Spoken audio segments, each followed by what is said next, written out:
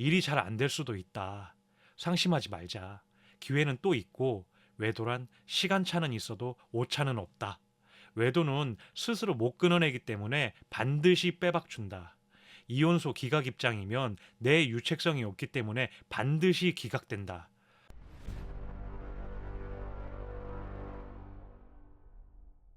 안녕하세요. 날개입니다. 오늘은 아우슈비츠 수용소 이야기를 해볼까 합니다. 잠시 설명을 하자면 아우슈비츠 수용소는 나치 제국이 건설한 수용소 중 가장 대규모의 강제 수용소였던 곳입니다. 수용소에 요새화된 벽, 철조망, 막사, 교수대, 가스실, 소각장 등은 이곳에서 벌어졌던 대량 학살의 현장을 고스란히 보여주고 있습니다. 역사적인 연구에 따르면 대다수가 유대인이었던 150만 명의 수용자가 이곳에서 체계적으로 굶주림과 고문을 당한 뒤 학살되었으며, 이는 20세기에 인간이 인간에게 저지른 잔인한 역사를 상징하고 있습니다. 이 죽음의 수용소에서 생존한 빅터 프랭클이라는 의사가 있습니다. 그는 자유를 찾은 후 나치 수용소인 아우슈비츠의 일상을 에세이에 담았습니다. 오늘은 그가 집필한 빅터 프랭클의 죽음의 수용소에서라는 책 일부를 인용해 보겠습니다. 제가 이 책을 인용하는 이유는 우리와 닮았기 때문입니다.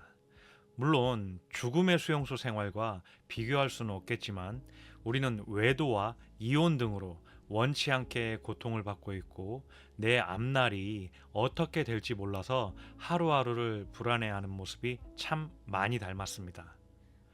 그럼 아우슈비츠 수용소에서 어떤 일화가 있었는지 한번 들어보시죠. 앙나란 아우슈비츠 수용소 생활 중 유명한 작곡가이면서 작사가였던 한 수감자가 빅터 프랭클에게 귓속말로 속삭였습니다. 의사 양반, 내가 꿈을 꾸었는데 이제 곧 전쟁이 종료되고 이 지옥 같은 수용소에서 벗어나는 생생한 꿈을 꾸었다네. 그 말을 들은 빅터 프랭클은 작곡가에게 물었습니다. 그 날짜가 언제라고 하던가요? 작곡가는 1945년 3월 30일 그러한 일이 일어날 거라고 일러주었습니다. 작곡가는 너무나도 생생했던 그의 꿈은 반드시 이루어질 거라는 확신에 차 있었고 그날을 손꼽아 기다리며 늘 행복해했다고 합니다. 하지만 꿈의 계시와는 다르게 전쟁이 흘러갔고 시간이 흘러 3월 30일 가까이 다가왔지만 느낌상 전혀 전쟁은 종식될 것처럼 보이지 않았으며 평소와 똑같은 하루하루가 고된 노동과 배고픔, 질병으로 죽어나가는 사람들, 겉으로 보기에 상황은 전혀 변함이 없었습니다. 마침내 작곡가가 이야기했던 1945년 3월 30일이 되었고 작곡가는 발진 티푸스가 있긴 했으나 다른 수감자보다 건강하였기 때문에 걱정을 하지 않았습니다.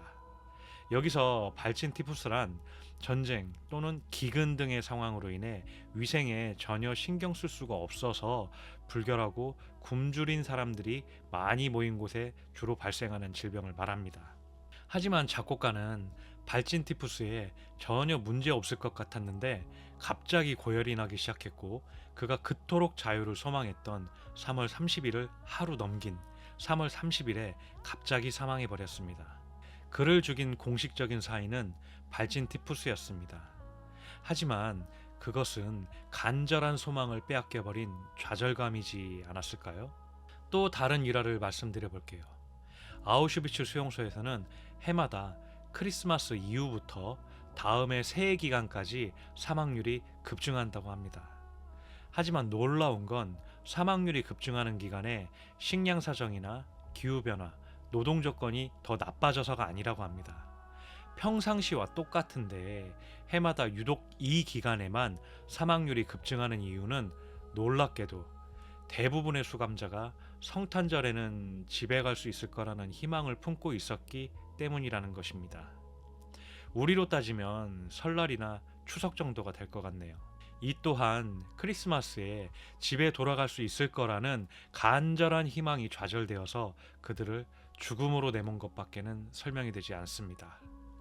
앞선 두 가지 일화 말고 죽음의 수용소에서 책 내용을 보면 삶을 완전히 놓아버린 사람은 오물구덩이 속에서 그냥 하염없이 누워만 있고 먹는 것도 거부하고 심지어 물조차도 거부한다고 합니다. 그냥 아무것도 하지 않고 있다가 그렇게 삶을 놓아버린다고 합니다. 아우슈비츠라면 사람이 언제 죽어나가도 이상하지 않을 곳이 맞습니다. 그 죽음의 공포 앞에서도 사람은 희망이라는 것을 늘 가슴에 안고 살아갑니다. 하지만 그렇게 간절하게 소망하는 희망이 좌절되었을 때 살아갈 힘을 잃게 되죠. 그게 한 사람을 죽음으로 내몰더라도 말이죠. 우리에게 이 두 가지 일화는 예방주사입니다. 앞선 일화의 내용이 어떠신가요? 현재 우리의 삶과 비슷하지 않으신가요? 우리도 여러 가지 사유로 간절하게 무언가를 소망하고 있죠. 외도 해결을 위해 이혼 소송 중에 있거나 또는 이혼 소송의 기각을 바라며, 그러면서 한편으로는 혹시라도 나의 소망이 이루어지지 않으면 어떻게 하나 불안해하고 있는 것도 많이 비슷합니다. 긍정적인 마인드 자체는 좋은 것이 맞습니다. 하지만 세상사 다 내 뜻대로 되는 것도 아니고 더욱 달콤한 성취를 위해 잠시 어려움을 받을 수도 있습니다. 그때마다 좌절할 수 있죠. 하지만 모르는 상태에서 좌절하는 것보다 일이 잘 안 되어서 좌절할 수도 있다는 것을 미리 알고 있다면 마치 예방주사 맞은 것처럼 쓰러지지 않고 다시 일어설 수 있는 원동력이 되어줄 것입니다. 세상사 쉽지 않아요. 외도 해결, 이혼, 이용 기각 다 어렵고 험난한 길 맞습니다. 여러분이 그렇게 지금 험난한 길을 가고 있는 것입니다. 우리 이렇게 예방주사 맞는 겁니다.